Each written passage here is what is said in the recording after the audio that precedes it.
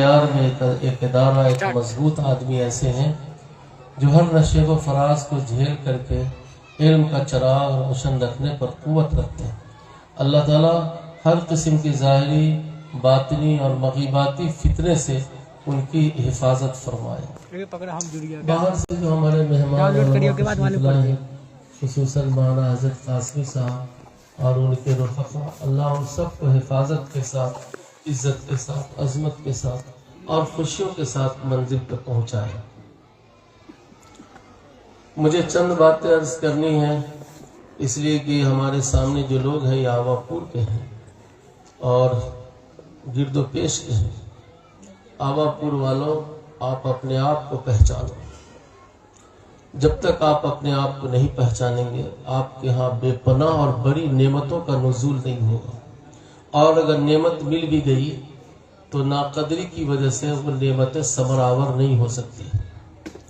شاید آپ کو تاریخ معلوم نہ ہو، اس گاؤں میں ایک مدرسہ تھا جس کا نام تھا شریعت اسلامیہ، اور حضرت مولانا عبدالصمد صاحب رحمۃ اللہ علیہ اس مدرسے کے بانی تھے۔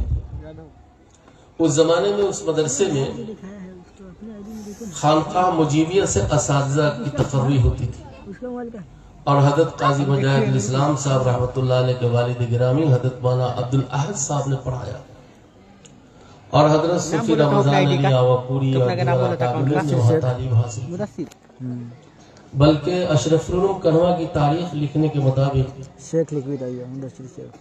علامہ شوق نیموی نے بھی اس مدرسے میں پڑھا، شریعت اسلامیہ 1934 یا 32-33 پتہ نہیں کون سا سن ہے، جس میں زلزلہ آیا اور شدید زلزلہ آیا، اسی میں وہ مدرسہ زمین بوس ہو گیا اور بانی کا انتقال ہو گیا تو مدرسہ کا بھی انتقال ہو گیا۔ میں سمجھتا ہوں کہ اس وقت بھی ناقدر یقیناً رہے ہوں گے، ورنہ وہ مدرسہ باقی رہے۔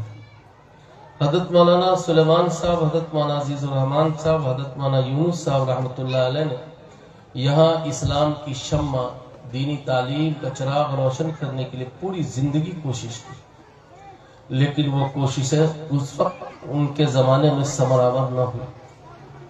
جو کوششیں ہو رہی ہیں آپ کے ہاں، اس کی آپ قدر کیجیے، آپ قدر کیجیے۔